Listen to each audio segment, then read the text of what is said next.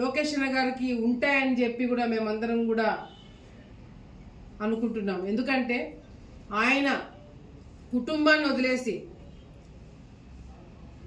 ఇంట్లో వాళ్ళని వదిలేసి, కేవలము ప్రజలే నా కుటుంబం అని అనుకొని పాదయాత్ర మొదలుపెట్టి కేవలం ఒక్కసారి ఆయన తండ్రి నారా చంద్రబాబు నాయుడు గారిని అరెస్ట్ చేసినప్పుడు మాత్రమే బ్రేక్ తీసుకోవడం జరిగింది. అది కూడా కుటుంబాన్ని ఆదుకోవాలా, తల్లికి ధైర్యం చెప్పాలా, కుటుంబ సభ్యులకి ధైర్యం చెప్పాలా, ఈ రాష్ట్ర ప్రజలకి ధైర్యం చెప్పాలా. చంద్రబాబు నాయుడు గారిని అక్రమంగా అరెస్ట్ చేసిన విషయంలో తండ్రికి తోడుగా ఉండాలా, ఈ రాష్ట్ర నాయకుడికి తోడుగా ఉండాలా, ఆయనను వెంటనే బయటికి తీసుకొచ్చే విషయంలో బ్రేక్ తీసుకోవడం జరిగింది. నిజంగంటే ఈరోజు చంద్రబాబు నాయుడు గారిని అరెస్ట్ చేసి జైల్లో పెట్టినప్పుడు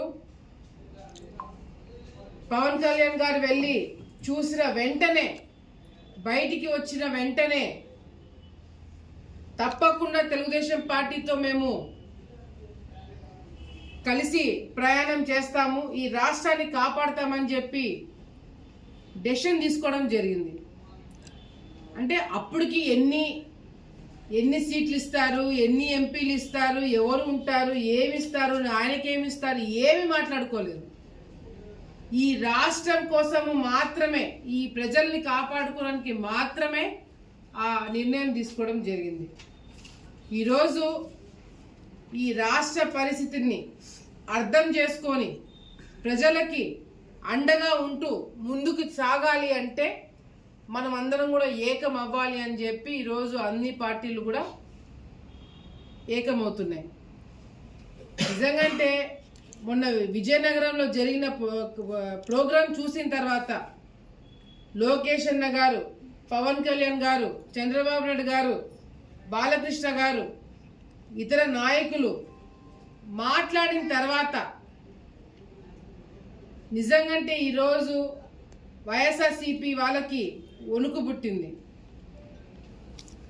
రేపు పొద్దున వీళ్ళందరూ ఏకమై గెలిస్తే మన పరిస్థితి ఏందనేది ఇప్పుడు వాళ్ళు భయపడే స్థాయికి వచ్చినారు.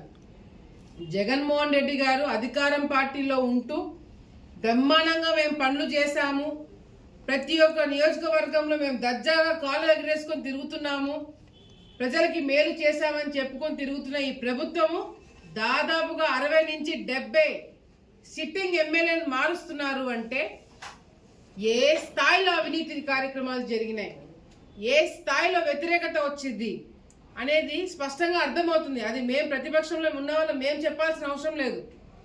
స్వయాన ముఖ్యమంత్రి జగన్మోహన్ రెడ్డి గారే ఒప్పుకుంటున్నారు.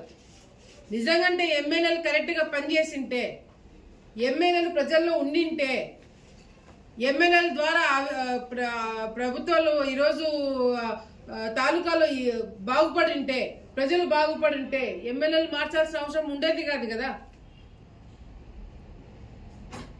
ఈరోజు వైఎస్ఆర్సీపీ ప్రభుత్వం టోటల్ ఫెయిల్యూర్ కాబట్టి జగన్మోహన్ రెడ్డి గారు ఈరోజు భయంతో క్యాండిడేట్లను మారుస్తున్నారు. ఈరోజు ఏమేం మాటలు చెప్పినారు, ఎన్నెన్ని మాటలు చెప్పినారు, రైతులు బాగుపడతారు, రైతులు బాగుపడతారని చెప్పి రైతులను ఈరోజు ముంచేసి వాళ్ళ ఆత్మహత్యలు చేసుకున్న స్థాయికి ఈరోజు రైతులను తీసుకొచ్చారంటే ఆ ఘనత వైఎస్ఆర్సీపీ ప్రభుత్వానికి దక్కుతుంది. జాతీయ రైతుల దినోత్సవం ఈరోజు, కానీ ఈరోజు రైతుల పరిస్థితి ఏంది అంటే ఏ ఒక్కరు కూడా రైతుల గురించి పట్టించుకునే నాదుడు ఈరోజు ఈ ప్రభుత్వంలో లేరు. రైతులకి నీళ్ళు అందజేయాలంటే ఓపిక లేదు, రైతులకి నీళ్ళు అందజేయాలంటే అధికారులు దిగి రావట్లేదు. జగన్మోహన్ రెడ్డి గారు ముఖ్యమంత్రి అయ్యింది తెలంగాణ రాష్ట్ర ప్రజల్ని కాపాడుకున్నట్టుగా ఉంది తప్ప ఈ రాష్ట్రంలో రైతులకు ఏం చేశారంటే ఒక ప్రాజెక్టు లేదు, సబ్సిడీలన్నీ తీసేస్తున్నారు, పంట నష్టం వస్తే డబ్బులు ఇచ్చేది లేదు. ఈరోజు రైతుల పరిస్థితి ఏ విధంగా ఉంది అంటే ఎమ్మెల్యేలకి చందాలు వేసుకొని డబ్బులు ఇస్తే కానీ నీళ్ళు అందజేయలేని పరిస్థితి ఈరోజు కనపడుతుంది. నిన్న చందలూరుకి పోయినా ఏమి కర్మ పట్టింది ఈ ఆలగడ్డకి, ఈ రాష్ట్రానికి అని చెప్పి తలగొట్టుకునే పరిస్థితి తీసుకొస్తున్నారు. నిన్న చందలూరుకి పోతే ప్రతి ఒక్క ఇంట్లో నన్ను అడిగింది, ఇంటింటికి తిరిగిన ప్రతి ఒక్కరు కూడా మా పొలాలు ఎండిపోతున్నాయమ్మా, మా పొలాలకి నీళ్లు రావట్లేదమ్మా. నేను అడిగిన, ఎందుకు ఇన్ని రోజులు నా దగ్గరికి రాలేదు, ఎందుకు మీరు చెప్పలేకపోయినారు? కేసీ కెనాల్కి నీళ్ళు ఇప్పించడం, తెలుగంగా చాలా గ్రామాలకి నీళ్ళు వచ్చినాయి, మీ చందలూరు మందలూరుకి మార్చినపల్లెకి ఎందుకు నీళ్లు రావట్లేదని చెప్పి అడిగితే, ఎరుగుడు దిన్నెలో వచ్చే నీళ్లు ఆపి చెరువుకి పెట్టుకొని దాంట్లో చేపలు వదిలి వ్యాపారం చేసుకుంటున్నారంట. మళ్ళీ ఎవరో చిన్న స్థాయి రైతులు లేకపోతే చిన్నవాళ్ళో కాదు, స్వయాన ఎమ్మెల్యే బంధువులు, ఎమ్మెల్యే కుటుంబ సభ్యులు, నాకు నష్టం వస్తుంది మీకు నీళ్ళు వదిలితే, మీ 3 గ్రామాలు కలిసి 5-6 లక్షలు నాకు ఇవ్వండి, అప్పుడు నీళ్ళు వదులుతామని చెప్పి మాట్లాడినారంట. సిగ్గు అనిపించట్లేదు? ఏ ముఖం పెట్టుకుని మీరు రాజకీయాలు చేస్తున్నారని చెప్పి ఈరోజు నేను ప్రశ్నిస్తున్నాం. దీంట్లో వాస్తవం లేదని చెప్పి చెప్పండి. అహోబిలం నరసింహస్వామి మీద ఒట్టేసి మీరు ప్రమాణం చేసి చెప్పండి, మీరు డబ్బులు అడగలేదా రైతుల దగ్గర? మీ 3 గ్రామాలు కలిసి డబ్బులు ఇవ్వండి అప్పుడే నీళ్ళు వదులుతామని మీ కుటుంబ సభ్యులు చెప్పలేదా? ఎంత నీచానికి మీరు దిగజారినారంటే, రైతుల్ని చందా వేసుకొని డబ్బులు ఇస్తే కానీ నీరు వదలదాం అంటున్న ఈ ప్రభుత్వాన్ని, ఈ ఎమ్మెల్యేలని తరిమి కొట్టాలని చెప్పి ప్రజలందరికీ కూడా నేను ఒకసారి తెలియజేసుకుంటున్నాను. ఏం కర్మ పట్టింది రైతులకి, ఏం కర్మ పట్టింది మహిళలకి, ఏం కర్మ పట్టింది ఉద్యోగస్తులకి, ఏం కర్మ పట్టింది చదువుకున్న యువతకి? ఇదే కొనసాగితే రేపు పొద్దున వచ్చే తరాలు ఆంధ్రప్రదేశ్లో ఎవడు కూడా ఉండడు. ఇక్కడ ప్రాజెక్టులకి కట్టండి అంటే తెలంగాణ ప్రాజెక్టులు కట్టడానికి నీళ్ళు అక్కడ వదులుతారు. ఇక్కడ రైతులను ఆదుకోండి అంటే అక్కడికి నీళ్లు పంపిస్తున్నారు జగన్మోహన్ రెడ్డి గారు.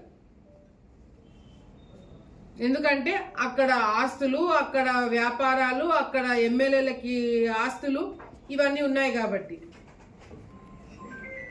ఈ రాష్ట్రం బాగుపడాలంటే మళ్ళీ చంద్రబాబు నాయుడు గారు ముఖ్యమంత్రి కావాలి, మళ్ళీ ప్రతి ఒక్క నియోజకవర్గంలో తెలుగుదేశం పార్టీ జెండా ఎగరేయాలి. ప్రతి ఒక్కరు కూడా చంద్రబాబు నాయుడు గారి హయాంలో బాగుపడిన ప్రతి ఒక్కరు కూడా ఆలోచించాల. రోడ్లు వేసినాం, ఇల్లు ఇచ్చినాం, పెన్షన్లు ఇచ్చినాం. ఇప్పుడు ఏం జరుగుతుందండి? అంగన్వాడీ వాళ్ళు కొన్ని రోజుల నుంచి ధర్నాలు చేస్తున్నారు.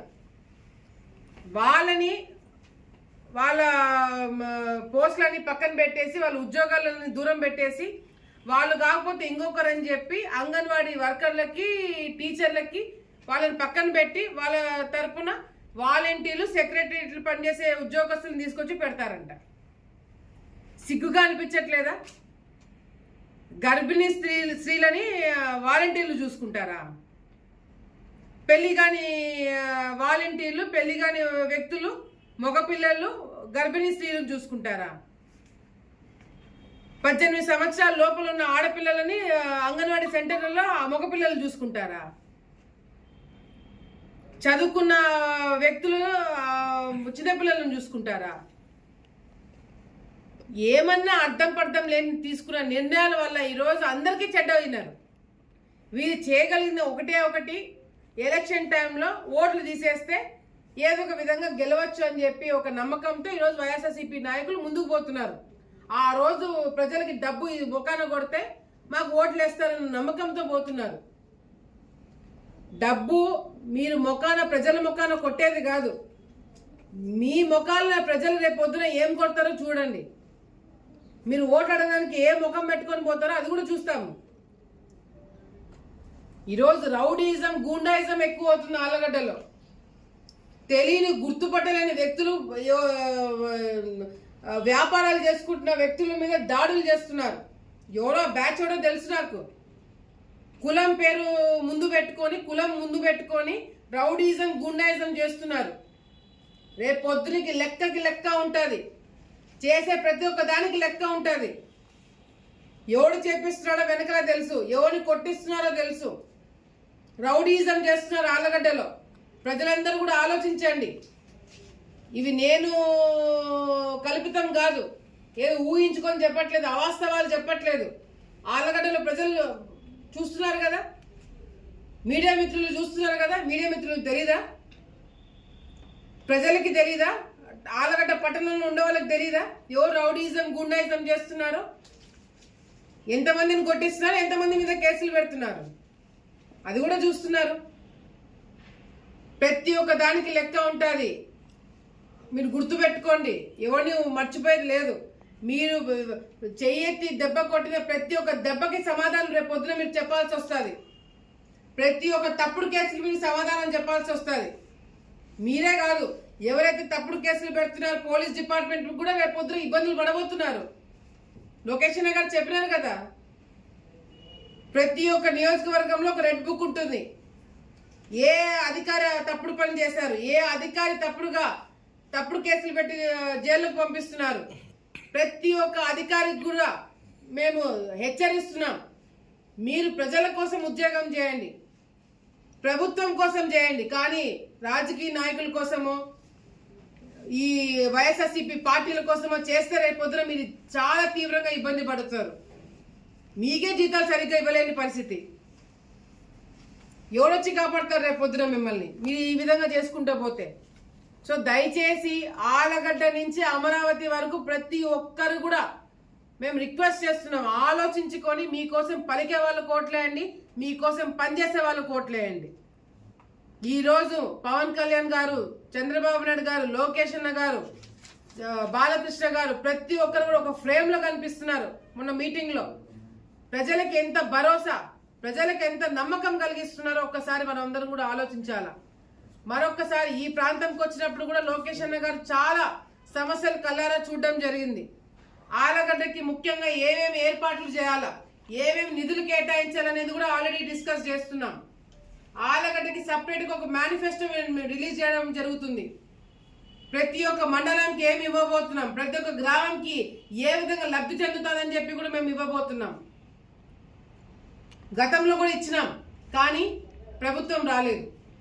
ఒక్కసారి అవకాశం ఇవ్వాలని చెప్పి జగన్మోహన్ రెడ్డి గారికి ఓటేసి ఆ రోజు ప్రజలందరూ కూడా మోసపోయినారు. ఈసారి మా మీద నమ్మకంతో ప్రజలు ముందుకు వస్తారని మేము కూడా నమ్ముతున్నాం. వాళ్ళ భవిష్యత్తు బాగుండాలన్నా, ప్రజల భవిష్యత్తు బాగుండాలన్నా, వాళ్ళ పిల్లల భవిష్యత్తు బాగుండాలన్నా మళ్ళీ మా ప్రభుత్వం రావాలా. సో దయచేసి ఈసారి ప్రజలందరూ కూడా ఆలోచించండి. మీ అందరి ఆశీస్సులు ఈ జగన్మోహన్ రెడ్డి గారికి గతంలో మీరు ఏ విధంగా ఆశీస్సులు ఇచ్చినారో ఈరోజు చూస్తున్నాం. అన్ని ఎంపీలు, అన్ని ఎమ్మెల్యేలు అందరూ వైసీపీ నాయకులకి ఇచ్చినారు, కానీ ఈరోజు మిమ్మల్ని పట్టించుకునే నాదుడు లేదు. అదే నిర్ణయం, అటువంటి నమ్మకమే, దానికి మించి నమ్మకం మా మీద పెట్టుకోండి. అన్ని ఎమ్మెల్యేలు, ఎంపీలు ఇవ్వండి. ఈ రాష్ట్రాన్ని పరిగెత్తించకపోతే అప్పుడు మీరు అడగండి అని చెప్పి కూడా సందర్భంగా తెలియజేసుకుంటూ, మరొకసారి ప్రజలందరూ ఆశీస్సులు కూడా లోకేష్ అన్న గారి మీద ఉంటుంది, చంద్రబాబు నాయుడు గారి మీద ఉంటుంది.